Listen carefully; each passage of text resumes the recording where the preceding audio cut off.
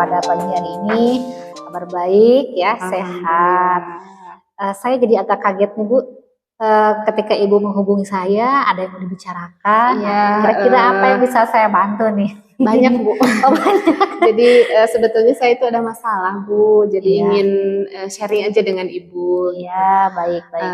Saya itu ada masalah di proses pembelajaran. Oh iya. Terutama saya itu masalahnya itu tentang rendahnya motivasi siswa, rendahnya motivasi peserta didik Iya, baik. dalam pembelajaran bahasa Inggris. Oh iya. Memang selama ini yang Ibu lihat itu seperti apa Bu di dalam proses pembelajaran? Iya, jadi siswa itu gimana ya, menganggap bahasa Inggris itu sulit. Jadi dari awal itu mentalnya sudah kena gitu bahwa bahasa Inggris itu sulit gitu. Iya. Jadi dalam proses pembelajarannya pun mereka tidak termotivasi untuk ayo mau belajar gitu, mau bisa. Nah, itu jadi faktor utama sebetulnya yang menghambat suksesnya proses pembelajaran di kelas. Apakah memang di semua materi Bu seperti itu? Rata-rata. Dan selama ini apakah Ibu pernah mencoba mengambil teknik atau cara tertentu untuk mengantisipasi hal tersebut? Iya, nah gini kan ceritanya, anak-anak itu kan suka seperti apa, media ya, terutama media elektronik. Ya, jadi betul. Untuk memfokuskan siswa. Nah itu rencananya saya itu mau menggunakan itu gitu. Dan tidak hanya ya PowerPoint saja, tapi ada media yang interaktifnya supaya si peserta didiknya itu aktif gitu, ada partisipasinya di kelas. Kalau boleh tahu nih Bu, sebenarnya yang akan Ibu laksanakan nih ceritanya tujuan pembelajaran yang Ibu inginkan itu seperti apa? Tujuan pembelajarannya itu kebetulan di sini kan ini KD-nya KD 38 ini tentang teks naratif. Iya. Dan di namanya itu di KD-nya ya, di KD-nya itu terakhirnya itu adalah atau KD keterampilannya ya, itu menangkap makna secara kontekstual terkait fungsi sosial ya, biasa kalau di bahasa, kemudian struktur teks, unsur kebahasaan, dan legenda rakyat, tulisan sederhana terkait legenda rakyat gitu. Nah di sini untuk naratif itu tidak sampai menulis, tetapi di sini kita mengarahkannya ke memahami cerita, kemudian bisa menyampaikan cerita kembali. Jadi saya di sini itu mengharapkan siswa itu di KD keterampilannya itu bisa storytelling, bisa sampai storytelling. Ya, jadi ini sudah termasuk tadi kan tujuan Bu ya. Nah, Ibu kayaknya sudah mulai ke tahap pengembangannya nih. Coba boleh lebih dispesifikkan lagi area pengembangan yang hendak dicapai dari tujuan pembelajaran tadi apa saja area pengembangannya? Area pengembangannya ya. Yang pertama itu tadi di fungsi sosial ya. Jadi peserta didik itu akan diarahkan untuk mengidentifikasi fungsi sosial teks naratif. Teks naratif. Ya, jadi kalau di bahasa itu kan di teks itu ada struktur teks. Betul. Jadi beda-beda kan antara satu jenis teks dengan teks lainnya. Hanya mengidentifikasi saja. Jadi kalau anak diberikan dua teks yang berbeda, dari baca sekilas saja anak sudah tahu, oh ini teksnya jenisnya naratif, yang ini deskriptif, misalnya, dan ini yang lainnya.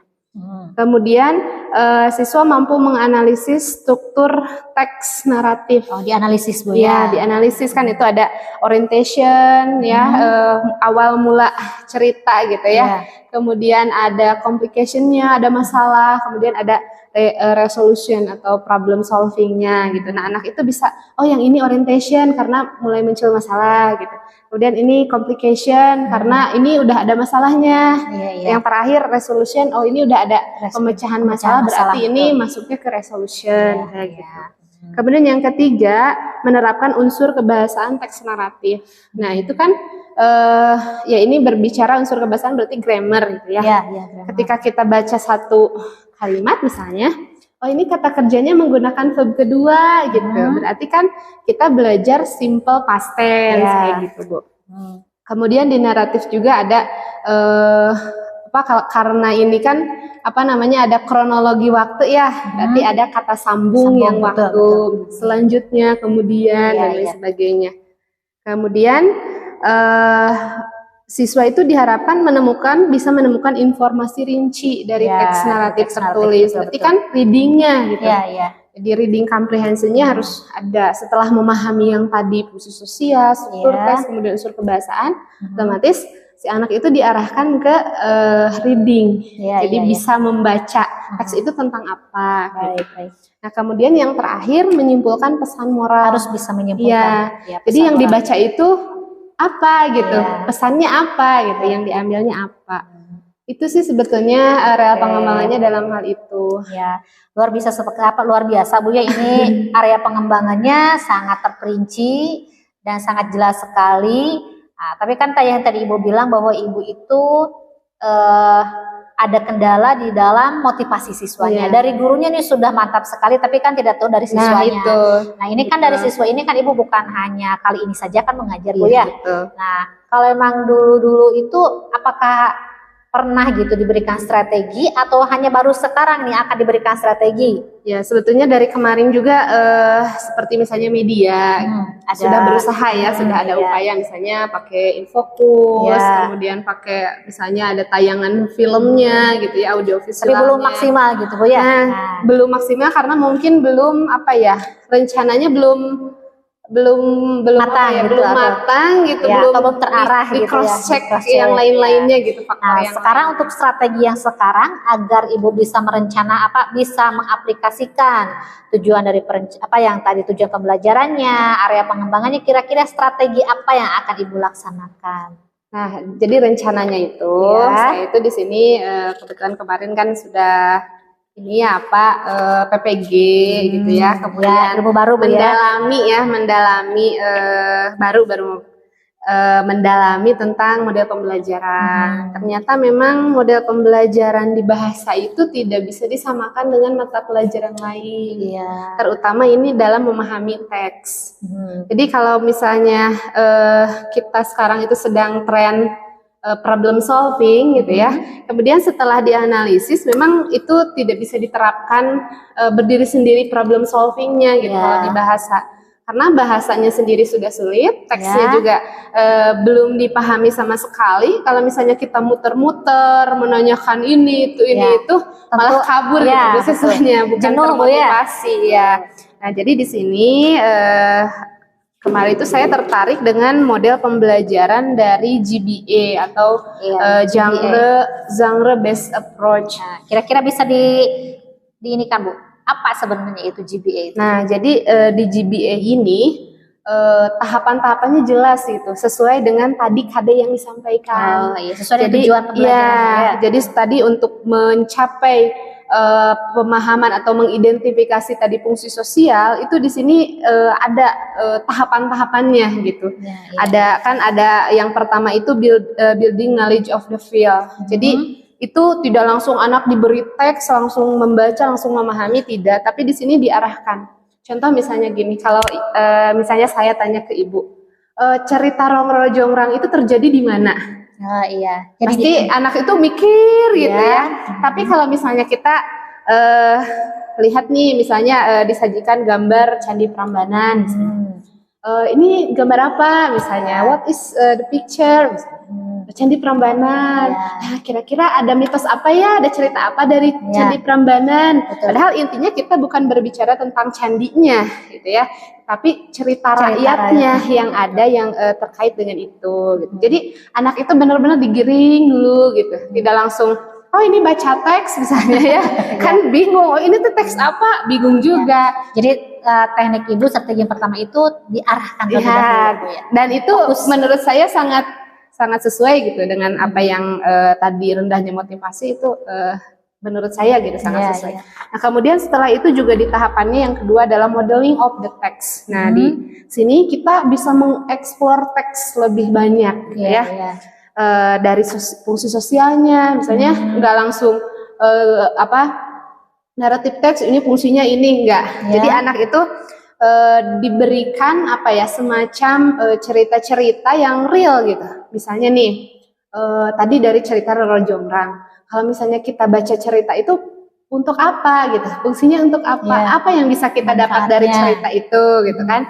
Nah, di sana anak pastinya apa, oh fungsinya berarti untuk ini gitu. Gitu. Kemudian saya kaitkan juga misalnya dengan tempat tinggal siswa. Kalau di tempat tinggal kalian ada cerita apa misalnya, ada sasakalanya zaman dulu, legendanya apa gitu. Jadi anak itu benar-benar tertarik gitu untuk mempelajari teks ini. Kemudian yang ketiga ada GCOT, Joint Construction of Field. Nah, di Joint Construction of Field ini, jadi anak-anak itu dengan bimbingan guru, jadi dibimbing ya, misalnya nih ada cerita, tapi tidak semuanya kita serahkan ke siswa. Misalnya kita rencananya saya itu mau anak itu bisa bercerita, tapi kami atau saya itu menyediakan gambar. Nah, kita menyediakan gambar, anak menceritakan gambar itu tersebut, gitu ya. Nah, setelah itu anak-anak kan belajar menulis, tapi ada panduannya gitu. Ada langkah-langkahnya, ada keywordnya gitu. Nggak ujug-ujug bisa nulis dari awal sampai akhir. Nah, di akhir barulah ICOT atau Independent Construction of Field. Jadi di sana itu anak-anak benar-benar dibebaskan. Kalian silahkan tulis misalnya ya teks naratif. Kalau saya rencananya mau dibebaskan gitu, karena kalau misalnya pilih yang cerita yang sudah ada itu kan sudah banyak ya di Google juga, jadi membatasi jadi disarankannya itu ke cerita rakyat yang berada di daerahnya masing-masing gitu, yang belum ada di Google lah gitu ya. Nah, seperti itu mungkin. Strateginya sudah jelas ya Bu ya, dari awal sampai akhir, susunannya. Terus Ibu juga kelihatannya sudah menguasai langkah demi langkah gitu, dan mudah-mudahan apa yang Ibu rencanakan, apa yang Ibu sudah susun di dalam RPP ini bisa terlaksana dengan baik, dan mudah-mudahan model baru ini setidaknya bisa mengantisipasi minat siswa yang rendah, karena kita tahu bersama yang namanya bahasa Inggris itu membutuhkan kebiasaan agar siswa itu dipakai dalam kehidupan sehari-hari, Bu ya. Nah, ini memang tantangan bagi kita. Dan mudah-mudahan dengan Ibu memiliki rencana seperti ini, nanti pas kita observasi bisa terlaksana dengan baik dan bisa mengantisipasi permasalahan yang sedang Ibu hadapi gitu.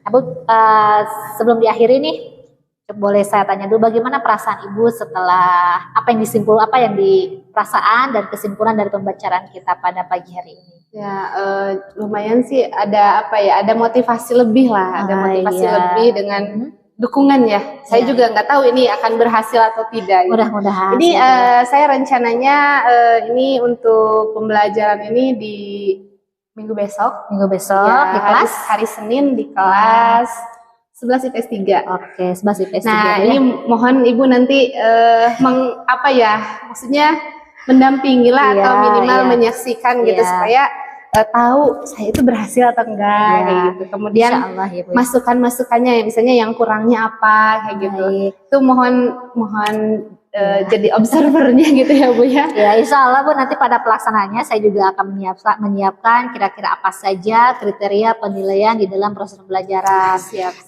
Dan mudah-mudahan strategi-strateginya ya nanti Ibu sudah siapkan sematang mungkin. Kalau ada media ataupun bahan alat dan bahan yang akan digunakan ketika proses pembelajaran disiapkan sebelumnya agar nanti pas proses pembelajarannya itu bisa lancar. Amin.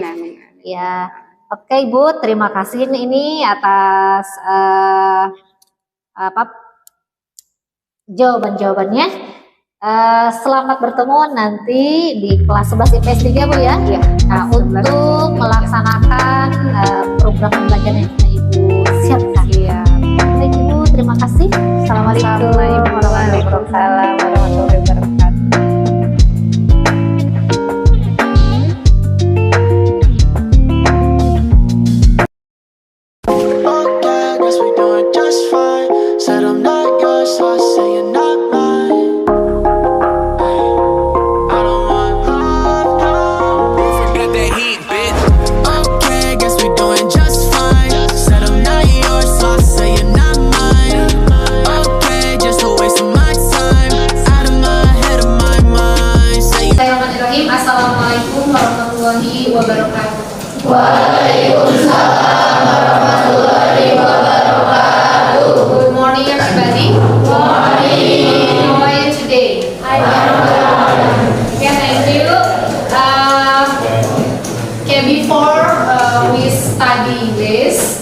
let's pray first. Yeah, anyone?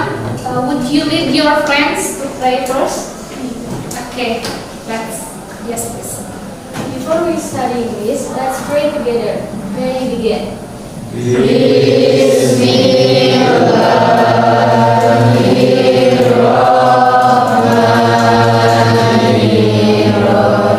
Now, I will check the attendance list first. Yeah, if I call your name, please say yes I am, or I'm here, or please say yes. Okay. I Nani Nasiro Zaka. Okay. Just one student who doesn't come today. Iksan Iksan is sick. Thank you.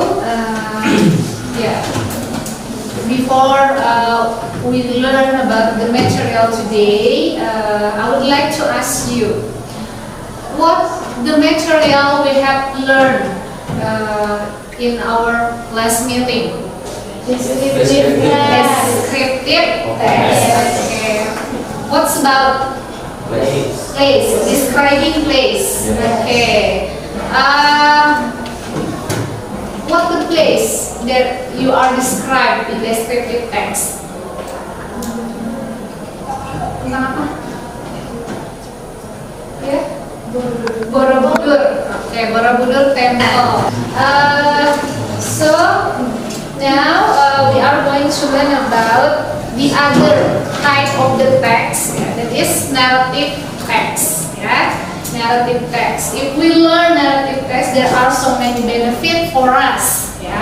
For example, you want to try to explain about your legend or myths, from some place that you live, for example, to the other people in out of village. So the people know about the mythos or the legend from some place. Okay, now we are going to learn about narrative text. Narrative text. So I have a picture, is this.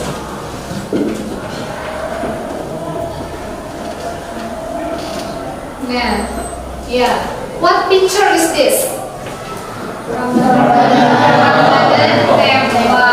What comes in your mind when you first see the picture? About story of the temple. Story of the temple. What story?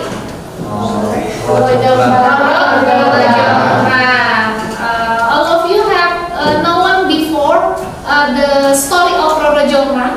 Yes. That's right, Candi Prambanan is related to Roro Jonggrang story, in English, it is including to narrative text, narrative text. Okay, then, what do you feel when you read the story? Exciting. Exciting? Yes. Are you happy? Or sad? There are happy ending or sad ending. Okay, I have a text, I have a text, but this Roro Jonggrang, Roro Jonggrang. A long time ago, Yeah. there was The title is of the legend of Roro Jonggrang. A long time ago, there was a big kingdom who named Prambanan. People lived safe and encourage. Time ago, dahulu, there was a big kingdom who named Prambanan. Who wants to translate? Sambil di-translate ya. Okay. Ada sebuah kerajaan who named Prambanan. Nama Prambanan. You can read see the slide and the other can see the hand up? Yeah. Okay, what is the main idea of the story? Yeah. Guru? Yeah. Okay, that's good. Give a plus for. So, narrative text, yeah.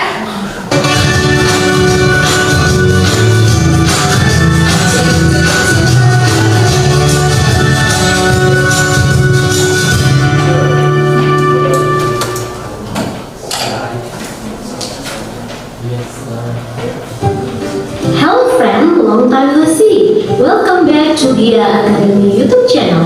How is your day? Your day is fun, isn't it? Have you ever spent the time to read novel or tale that is read by the Fable merupakan cerita yang mengisahkan tentang binatang. Contohnya, The Ant and the Eggs. And then, Love Story merupakan cerita yang mengangkat tema perjuangan seorang tokoh untuk memperoleh cinta tokoh utama. What is narrative text is? Yes. Who wants to read? Text is the kind of text to tell the Yes. A kind of text to retell the imaginative of factual story that use past tense. And then the purpose of the text is to entertain the readers, to teach or to amuse, right? To amuse or to entertain the reader or the listener. The reader who read the story, and then the listener who listen the story. Okay, please make a group of 6.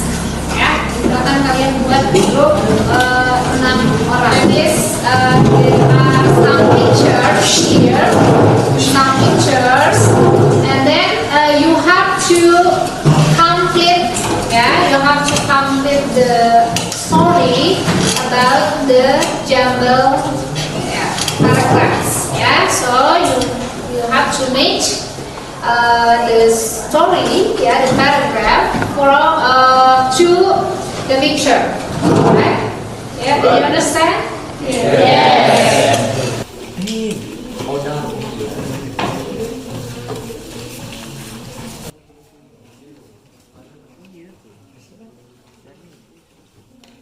The second group have finished the work. Spend time. We will discuss one of language feature of narrative text.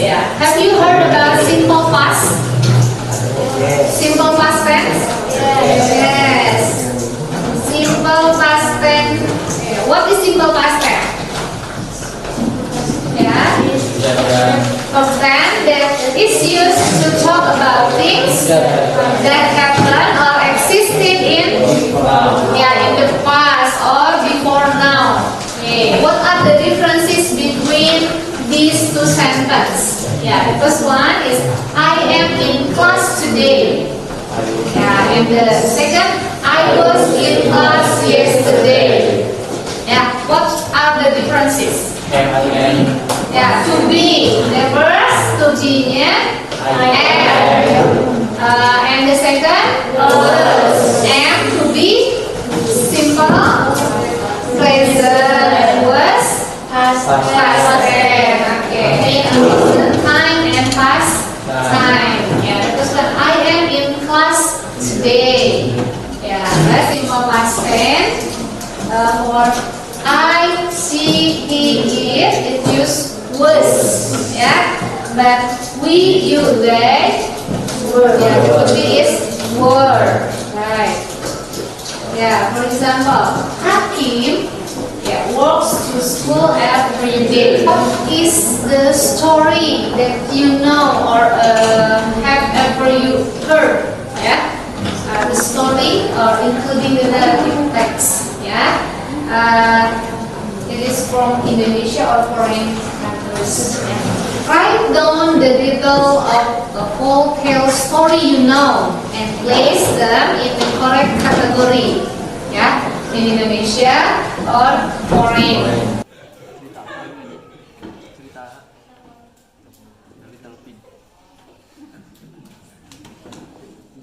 Timun Mas, oke, Timun Mas.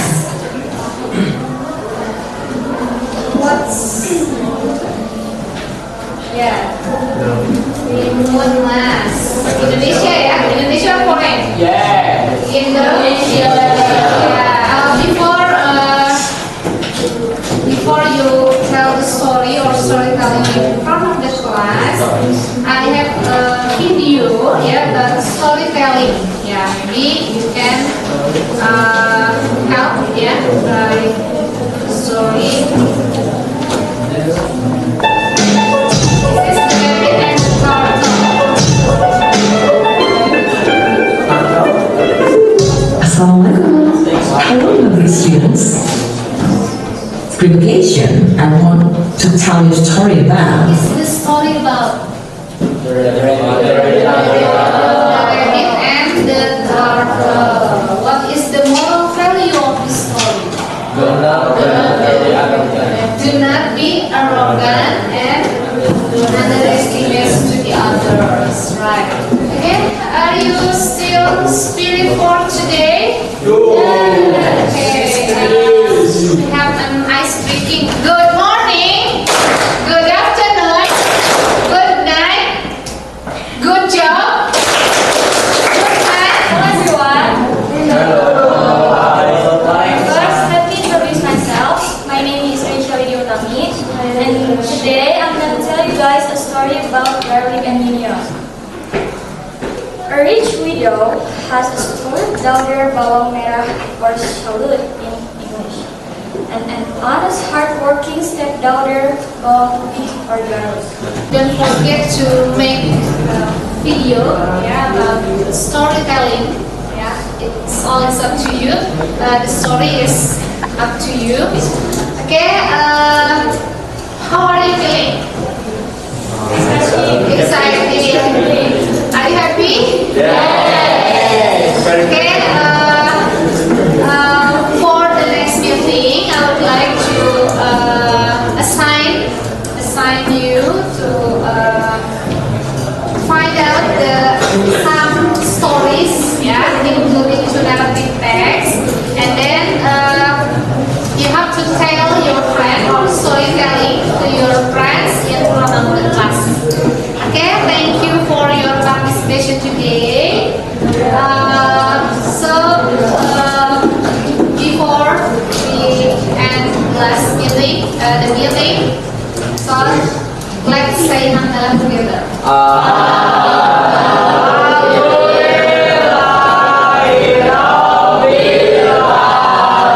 Okay, nice to see you.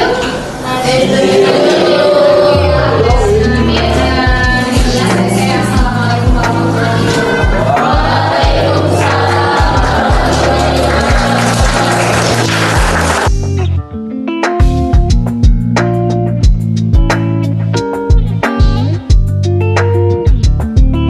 Bismillahirrahmanirrahim. Selamat pagi Bu Oci. Selamat pagi. Apa kabar hari ini? Alhamdulillah luar biasa. Iya, alhamdulillah senang sekali pada kesempatan kali ini saya bisa bertatap muka dengan Ibu.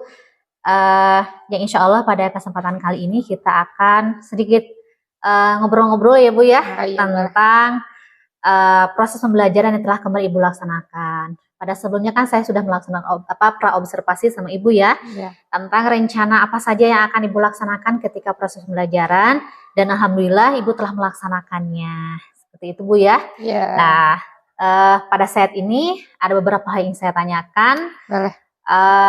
Yang pertama yang saya tanyakan nih Bu, bagaimana perasaan Ibu setelah Ibu melaksanakan proses pembelajaran yang telah Ibu rencanakan secara maksimal, dan setelah dilaksanakan ini bagaimana perasaan Ibu?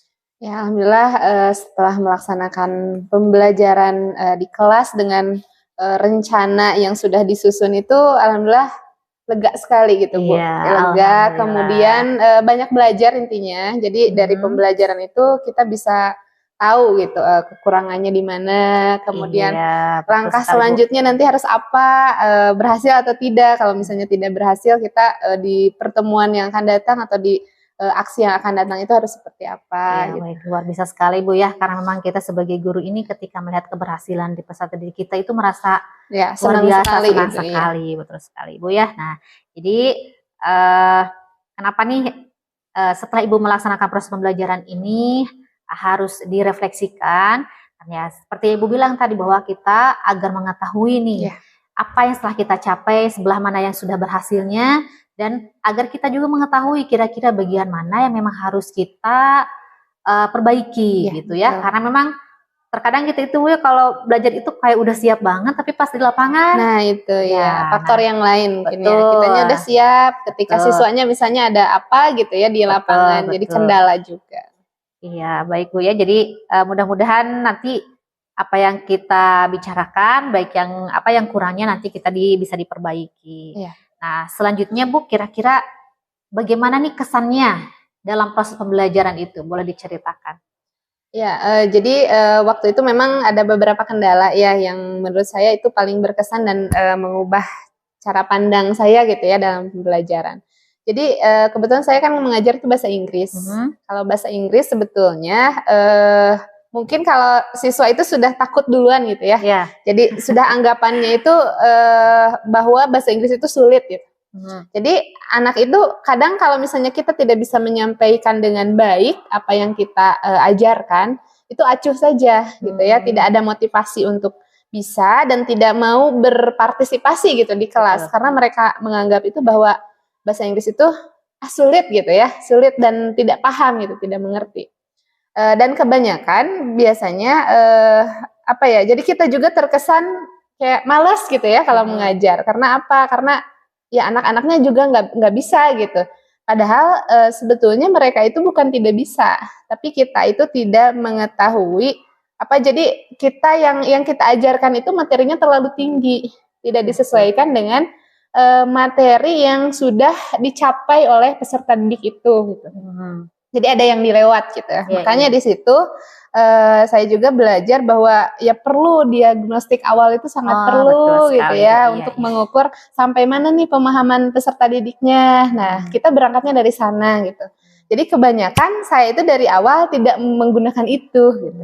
Jadi setelah ngobrol-ngobrol dengan ibu juga gitu ya, kemudian mendalami modul juga dan lain sebagainya, bahwa itu merupakan yang sangat penting gitu. Hal yang sangat penting. Dan alhamdulillah setelah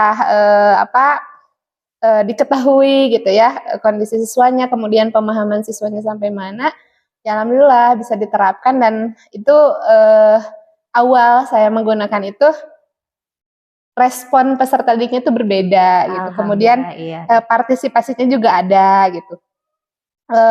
Itu menurut saya itu yang paling berkesan ketika berubah gitu ya pola anak-anak di kelas, itu yang paling berkesan bagi saya. Oke ya Bu, alhamdulillah Bu ya. Jadi memang kita juga sebagai seorang guru itu ada proses pembelajaran Bu ya, dari apa yang kita laksanakan. Nah, untuk selanjutnya nih Bu, kan pada awalnya Ibu sudah membuat RPP Bu ya. Nah, kira-kira model apa yang Ibu gunakan? Nah, jadi sebetulnya kan kalau yang lagi trending itu kan yang problem based solving sama project ya. Nah, ternyata setelah kemarin saya mengikuti PPG, karena genre di bahasa itu kan bahasa ya, teks. Jadi kebetulan kemarin saya PPG di UNY. Jadi sebetulnya lebih ke genre based approach atau GBA gitu ya. Tapi di sana pun tidak menutup bahwa di sana itu ada problem based solvingnya, ada project based solvingnya ada gitu. Project based itunya ya. Jadi itu ada gabungan. Kalau mungkin ada lebihnya kalau di bahasa itu gitu. Jadi ada, tapi sama, ada tidak langsung ke materi inti dan lain sebagainya. Ada building knowledge of the field gitu ya, membangun pengetahuan gitu, feel. Jadi mengkondisikan anak itu supaya anak itu fokus ke materi yang akan kita ajarkan. Bisa berupa ya stimulusnya bisa berupa gambar, kemudian yang relevan lah dengan kehidupan kita. Sesuai gitu. Bu ya, yang bisa anak bisa lihat secara langsung. Menggiring opini anak gitulah supaya fokus. Nah, kira-kira dari programnya itu, dari RPP-nya itu, dari sintak ke sintaknya itu Ibu sudah sesuai atau belum? Ya, alhamdulillah sudah sesuai dan bisa dilalui gitu lah, tidak terlalu sulit.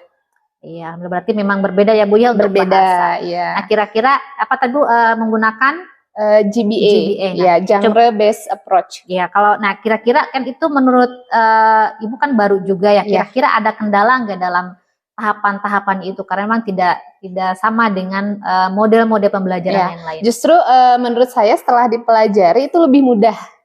Kalau misalnya sekarang pembelajaran bahasa Inggris itu kan tadi sudah dianggap sulit.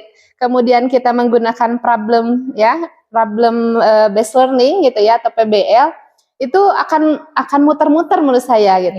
Udah pelajarannya udah sulit. Kalau problem kan kita harus memecahkan masalah gitu ya. Dikasih dulu stimulusnya, permasalahannya. Jadi anak itu kadang ininya udah sulit gitu ya, ditambah lagi itu lebih sulit. Memang bahasa ini ada jadi ada berbeda gitu. Jadi tidak bisa diterapkan di bahasa Inggris sebetulnya. Tapi dalam tahapan-tahapannya itu sudah problem banget gitu ya. Betul. Jadi memang kalau Ibu masalahnya itu dari siswanya Bu ya, dari awal. Jadi memang standar kemampuan siswa yang beraneka ragam. Terus kadang juga gurunya Bu kalau misalnya membuat LKPD itu tidak sesuai gitu. Jadi terlalu sulit. Padahal kita acuannya kan ke KD ya. Betul sekali. KD ke indikator gitu. Jadi disesuaikan saja. Iya. Nah, kalau misalkan menurut Ibu untuk mengatasi kendala yang tadi nih, yang dari siswa ataupun motivasi, di dalam kira-kira bagaimana cara kedepannya gitu agar memang ketika kita proses pembelajaran di dalam materi apapun, nah kendala tersebut bisa diatasi. Ya, untuk mengatasi kendala tersebut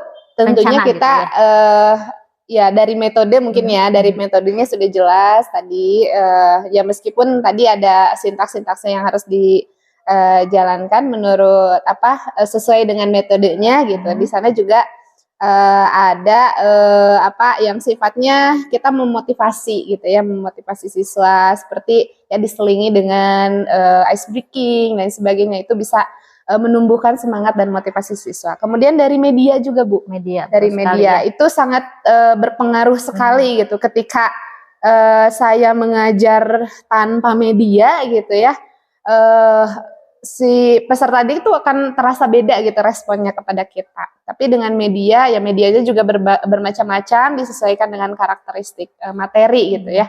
Kalau misalkan sehari-hari Bu, kalau misalkan tidak apakah memang media itu biasa digunakan?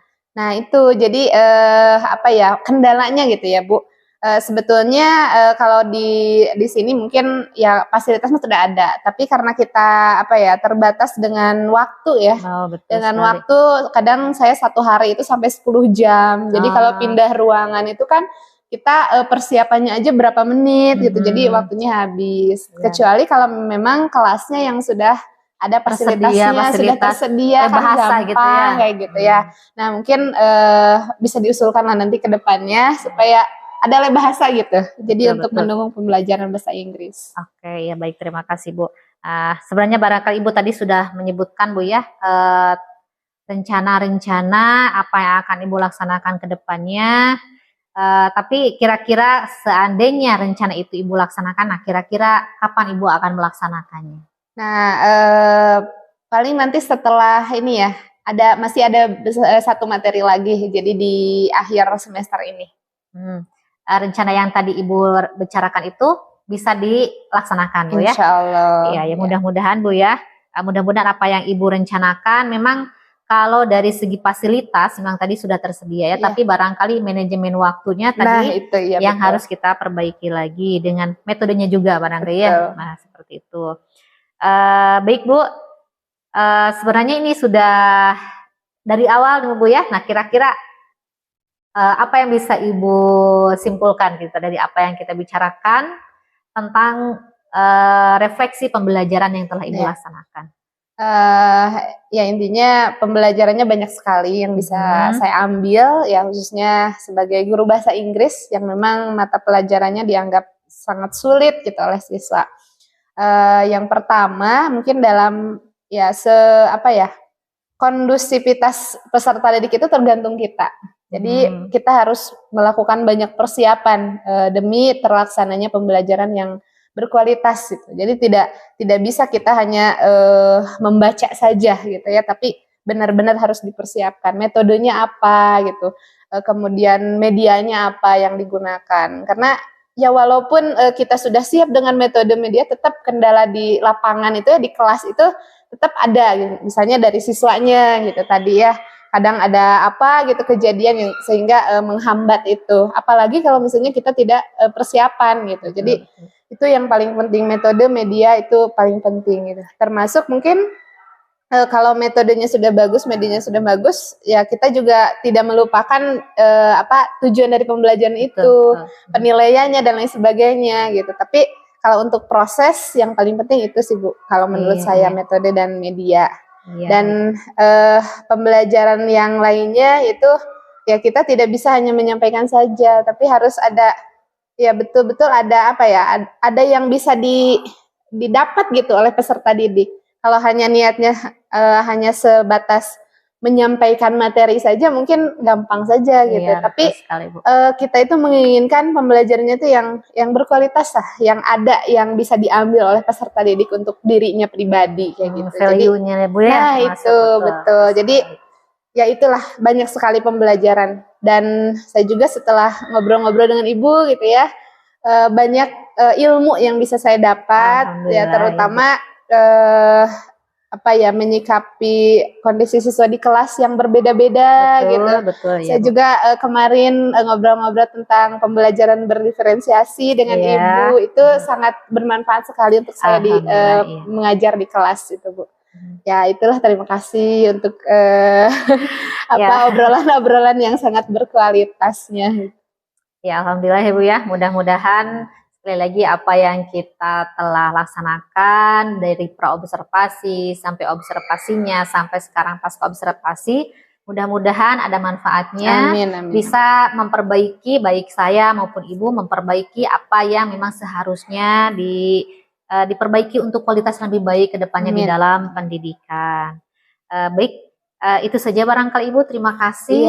Mudah-mudahan ke depannya lebih semangat. Amin. Dan proses pembelajaran lebih menarik lagi, motivasi siswa lebih digigit lagi agar lebih bersemangat. Baik, saya juga minta tetap dibimbing gitu lah Ibu ya.